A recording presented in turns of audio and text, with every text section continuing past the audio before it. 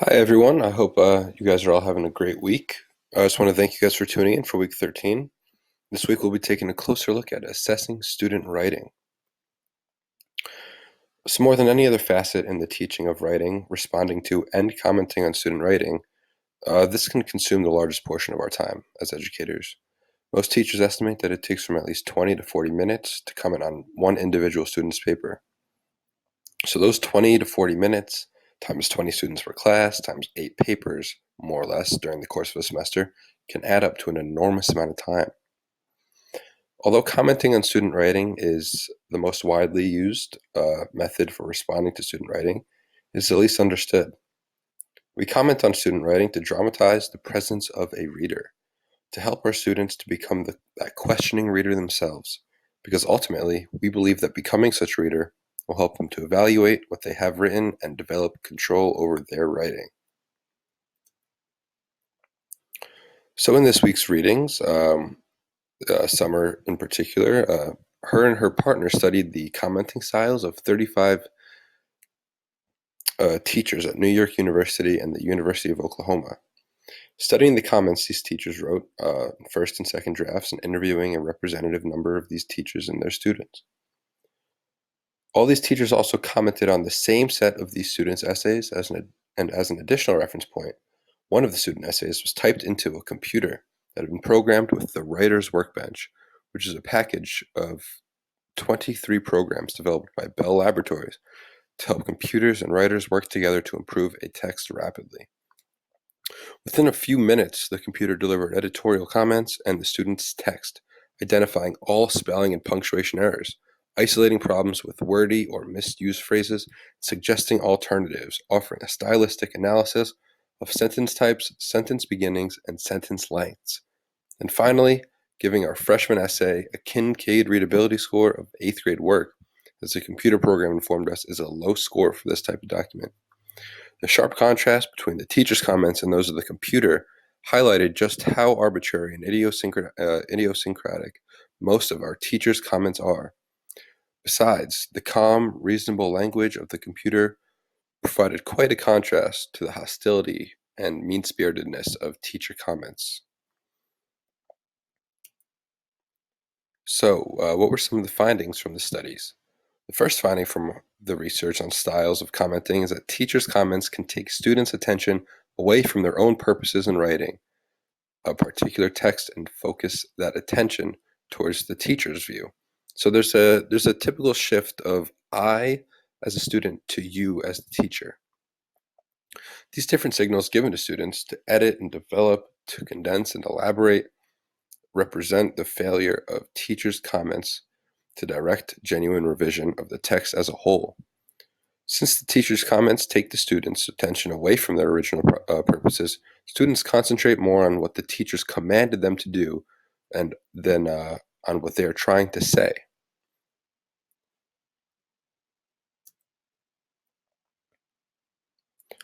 Summer said that teachers need to think more about their audience, to avoid colloquial language and avoid the passive and avoid prepositions at the end of sentences or conjunctions at the beginning of sentences. So teachers they need to be more clear, more specific, more precise, but above all, think about what they are thinking about, as in the students. So this code of commands, requests, or pleadings demonstrates that the teacher holds a license for vagueness, while the student is commanded to be specific. This quickly can become a guessing game for students, as they're trying to figure out exactly what the teachers want to say rather than how they can adapt what they have written to align with the teacher's suggestions. So perhaps it might be more helpful for teachers to anchor the strategies and specific of student texts rather than just focusing on um, or giving a broad or general comment that can be understood in countless different ways. So the last finding from the study conducted in the Sommer paper is that there's just a lack of emphasis on responding to student work in teacher writing. Teachers read with biases about what the writer should have said. In responding to our students' writing, we should be guided by the recognition that it is not spelling or usage problems that we as writers first worry about when drafting and revising our texts. Our comments as teachers need to be more suited to the draft that we're reading and not to what we think as the final draft. The challenge that teachers face is to develop comments which will provide an inherent reason for students to revise. It is a sense of revision as discovery, as a repeated process of beginning again, as starting out new that our students have not learned. We need to show our students how to seek, in the possibility of revision, the dissonances of discovery, to show them through our comments why new choices would positively change their texts, and therefore show them the potential for developing implicitness in their own writing.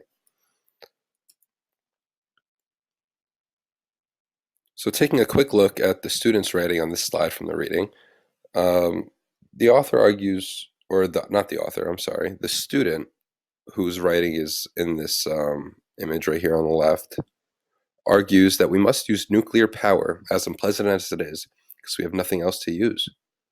Even though nuclear energy is a problematic source of energy, it is the best of a bad lot. While he argues this, on the other hand, he also argues that nuclear energy is really quite safe, and therefore should be our primary resource. Comments on the student's first draft need to point out this break in logic and show the student that if we accept his first argument, that his second argument sounds a little fishy. But if we accept his second argument, his first argument sounds contradictory. The teacher's comments need to engage the student writer with this basic rhetorical and conceptual problem in his first draft, rather than pose a series of abstract commands and rules upon his text.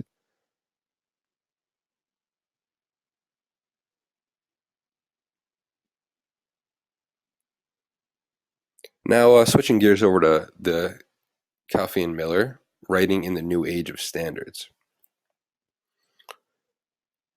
The author provides us a wish list for assessing writing. So first on the wish list is summative tests. So these summative tests will include performance tasks extending over a week or even more. Students from third grade through high school will be given a topic to study and then assigned a writing task. They'll have time to review and polish the final product. For the wish list, the authors hope that these performance tasks will really count. The summative package will also contain multiple choice tests, and if the latter are more heavily weighed, then content coverage will continue to be emphasized. The hope here is that student writing and thinking will be an important part of the final score, making it worthwhile for teachers to devote instructional time to these goals. Second, assessment consortia are developing digital libraries to help teachers in planning and conducting formative assessments.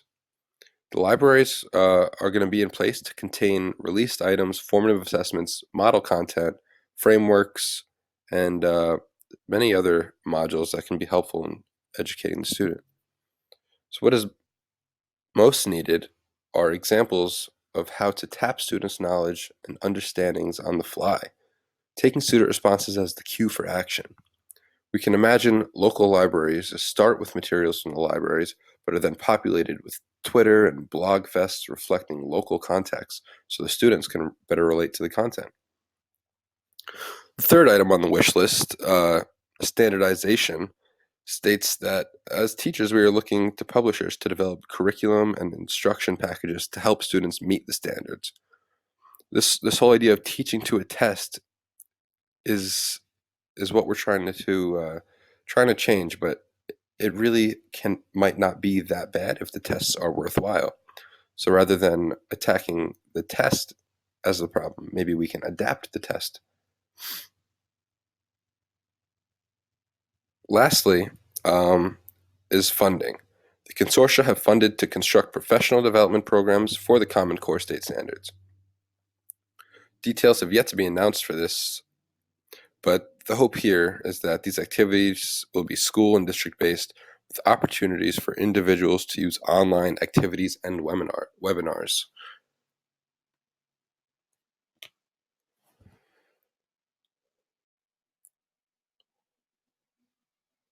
So you're all familiar with summative assessment if you've ever taken a standardized test before, which I assume you all have because we are where we are now.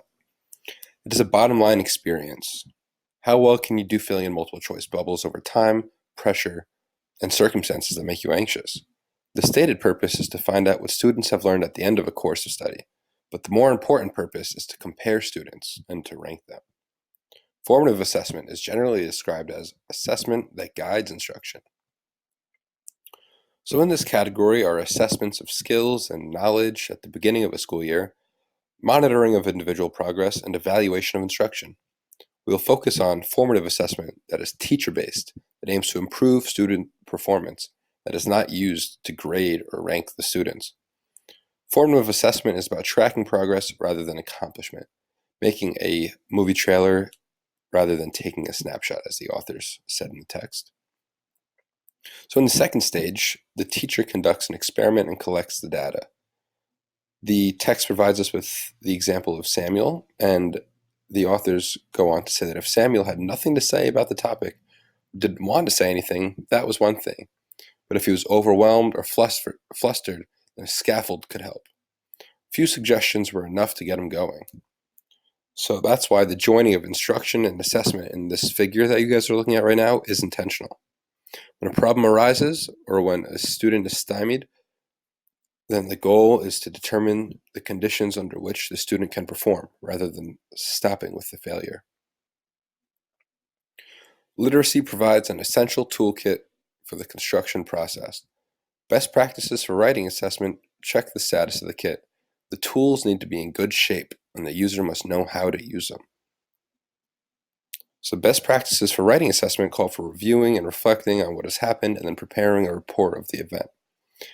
The basic idea is to document the activity. In fact, classroom assessment is often on the fly, with the results recorded mentally.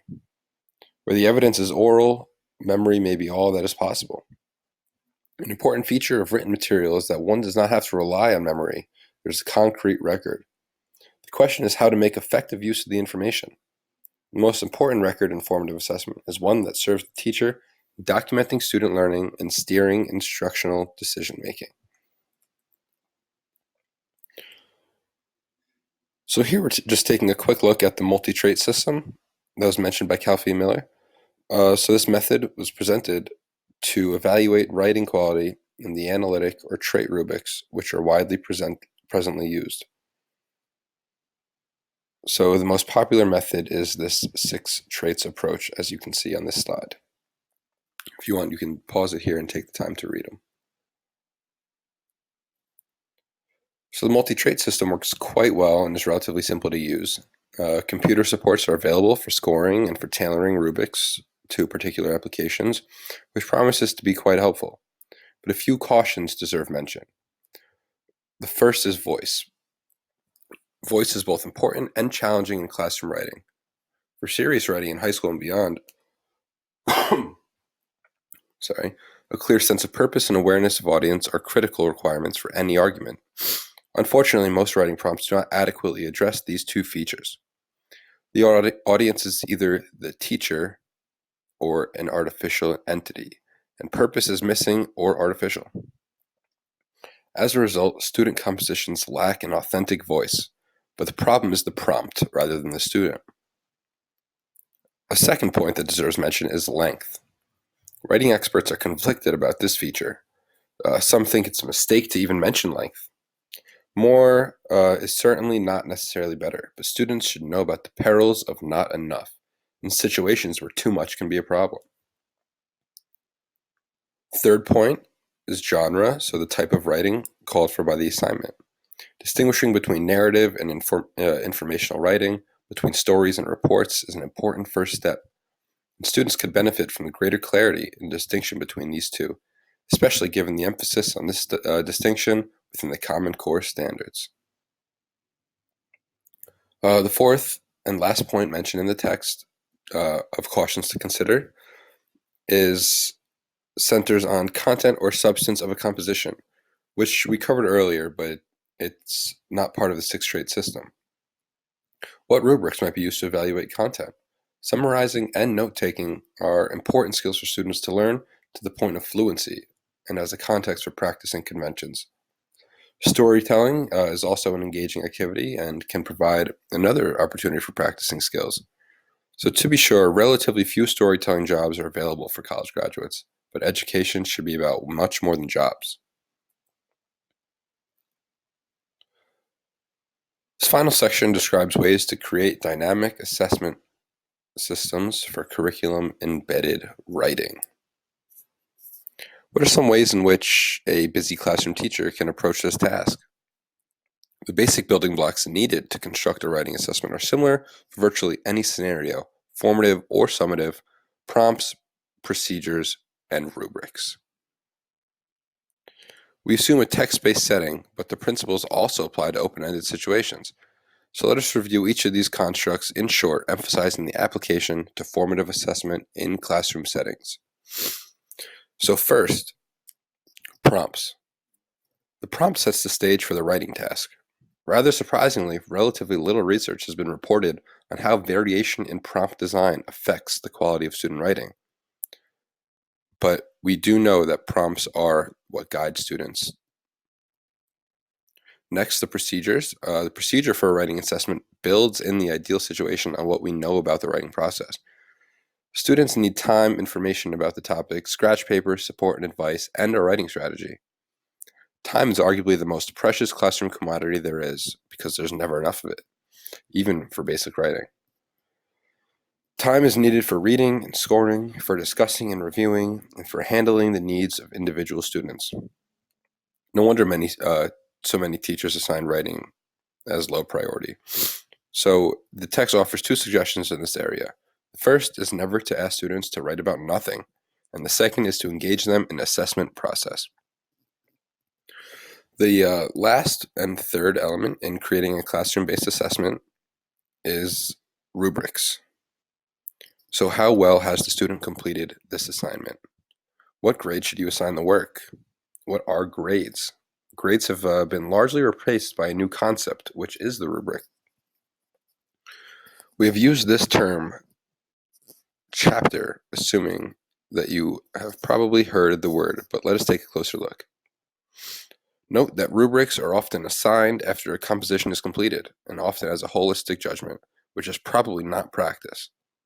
It makes more sense to begin the task with the criteria in mind and to review progress throughout the process so that the final ratings come as no surprise. In our third reading for this week, Stephen Chudy walks us through the dilemma of grading students based on a writing product. In this reading, we learn about the 4 different ways that teachers can handle the grading aspect of teaching. Chudy was a longtime teacher who struggled with this all too often. When he was presented with an option of chairing a committee on alternatives of grading, he jumped at the chance because he saw that there needed to be a change to the norm. He begins his reading off with an example about a math teacher from Germany that was in the newspaper for his far from ordinary grading tactics. This teacher would give students the option to raise their grades if they performed certain tasks.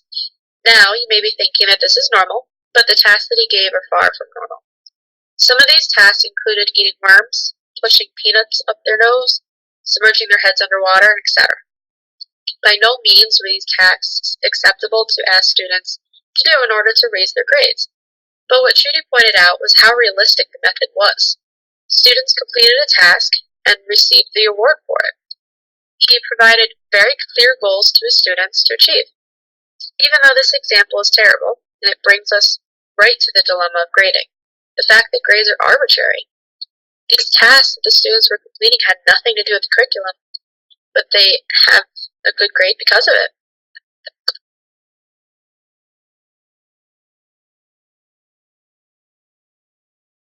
Throughout this reading, Chudy described many of the hardships that he faced when he was forced to give students grades for their writing. He felt pressured by the administration to provide grades even when he felt that they were very unnecessary. He tried many different methods such as using letter grades, allowing students to revise their work, and allowing students to justify why they deserved a certain grade. All of these methods had their advantages, but he never found the right one or the one that worked for all students. In this time, he felt the impact of grading. Right away, he saw his teacher-student relationships diminish. Students were frustrated because they did not always know the difference between grades or what they did on one paper versus another that they received a lower grade on. All in all, it was not a pleasant experience.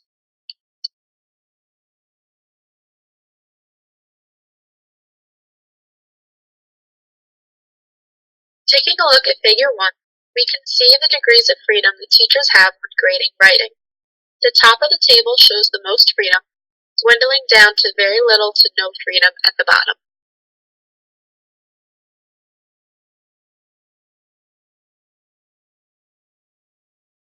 The figure represents the tension between research and teachers' instincts tell us versus the pressure to give a grade for a final product.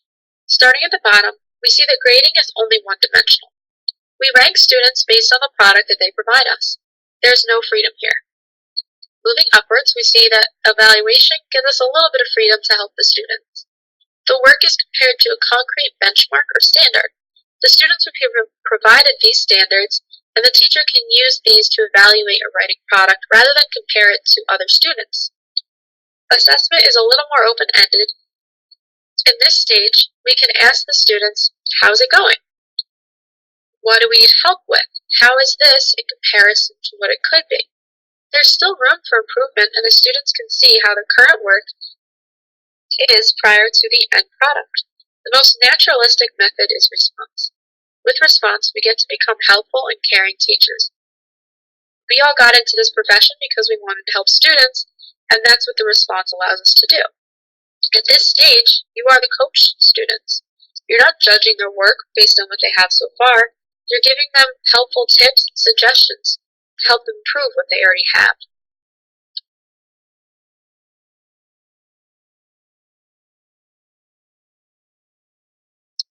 In our last reading, Richard Beach and Tom Friedrich walk us through the different ways that teachers can respond to writing.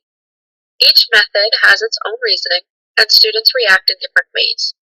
The reading begins with a study that was performed on a 12th grade advanced English comp class to see how in-depth students will go to revise their writing. The results showed that 81.7% of the revisions involved surface level changes. The information to follow is provided after studies involving students and teachers at the primary, secondary, and college levels.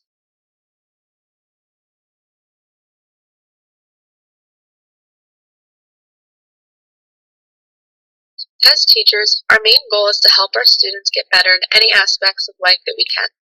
In terms of this reading, the main purpose is for the students to improve their writing. Traditionally, we assume that correcting students on a final draft would lead them to improve their writing for the final product. This is not the case. This only led students to focus on surface level improvements, not the writing structure or content. This all relates back to the nature of the teacher's comments on the writing. In a study done focusing on middle school writers, 58% of the revisions done involved surface level changes, while only 34% went deeper into the content. Teachers that provided content-based feedback led students to make their writing longer by adding information. They did not go back and check what they had already had. Something that stood out for me was that revision should entertain alternate perspectives. The teacher can offer students another way to look at a topic. This does not always mean the teacher is right, but they can offer and the students can take what they think is right.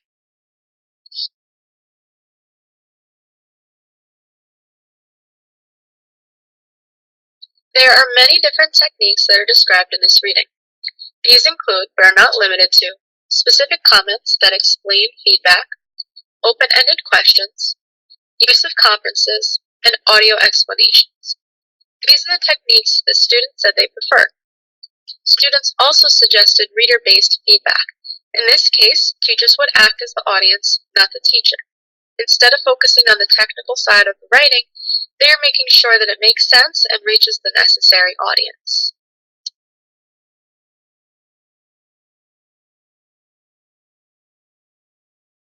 After many studies, the researchers were able to come up with two main preferred comments. These are comments that suggest ways of making improvements and comments that explain why things are good or bad about the writing. 172 first-year college students were asked what works best for them, and they explained that they do better with specific feedback rather than open-ended questions or comments that challenge their ideas. These types of comments are useful for certain types of revisions, such as adding details in content, grammatical errors, or basic edits. Anything more substantial would require a conference with the teacher because there's more information involved.